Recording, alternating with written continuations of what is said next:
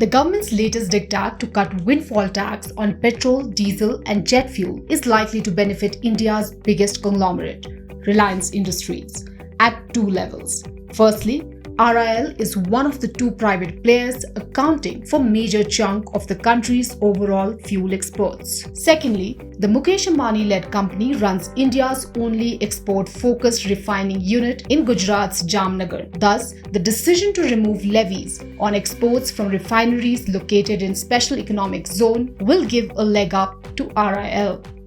RIL's oil refining business is extremely sensitive to such taxes, wherein the initial imposition of it was expected to hurt its earnings by anywhere between 30 to 40%. The bottom line was expected to be impacted by that quantum, but now with reduction and relief of sorts across certain crude related products, one can expect margins to sustain a little bit longer for Reliance Industries. It also lends a lot of strength to the oil refining business in terms of cash flows. While fundamentally the developments will support the stock, it is seeing resistance at 200-day moving average as per technical charts. Reliance Industries shares are hovering around 200 DMA of 2,507 rupees. Only a decisive move above this level would push the stock towards a level of 2,700 rupees. Meanwhile, the company will release its June quarter report card later today. According to analysts, RIL will likely report a strong set of numbers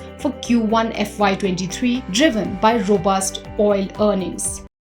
With Reliance multiple feedstocks, obviously the refining business is going to show supernormal profits, at least for this quarter. And this is not subject to windfall tax at all, because the windfall tax came only after 1st July. However, I think with the fall that you've probably seen in Singapore GRMs, which have come to very low single digits, $3.5 or $4 per barrel, the expectation largely is that, is it sustainable? On the retail part of the business, when it comes to Jio and Reliance Retail, I think the traction that we've probably seen is expected to continue. The unlocked trades for retail will continue significantly. And because of that, I think the kind of expectation that one has both in terms of volume and value growth should continue. As on now, I think the balance sheet is strongest Jio standalone as a business within the integrated part of the overall consolidated numbers. And therefore, any ARPU increases, if they're coming through in the next few months, is going to be a welcome positive in terms of stability of cash flows that the standalone Jio business can offer, as well as all the other expenses that probably need to get meted out in terms of either the 5G spectrum and the other OPEX requirements. Overall, Bloomberg's consensus estimate pegs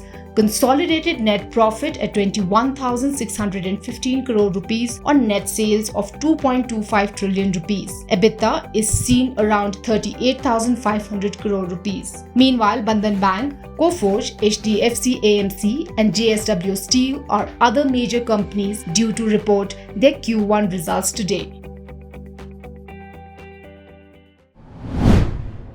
If you like this video, share it and subscribe to Business Standard.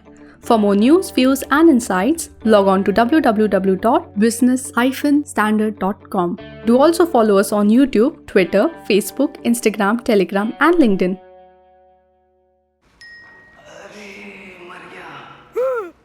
तुम इतना डर गए? अब क्या किया? Shares में trading. तुम्हें 5 पैसा नहीं पता? ओए, अब तो सबको पता है।